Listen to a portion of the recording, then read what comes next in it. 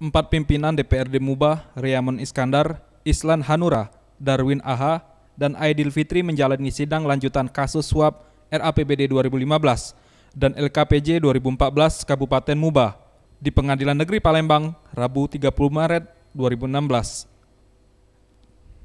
Dalam persidangan, Jaksa Penuntut Umum KPK menghadirkan 6 saksi, namun 2 diantaranya tidak hadir karena izin dan sedang umroh.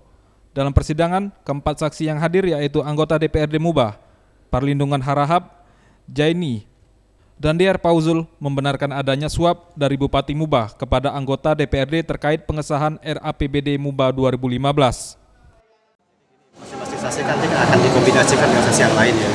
Jadi akan untuk pembuktian dakwaan kami, jadi masing-masing saksi seperti tadi kan, itu tadi fokus ke mungkin ada beberapa terdakwa. Jadi kita akan mengambil dari beberapa keterangan saksi. Sidang kembali akan dilanjutkan pada Rabu 6 April 2016 dengan agenda masih memanggil saksi-saksi. Pareldu Satria, Septian Rizky, Sriwijaya TV.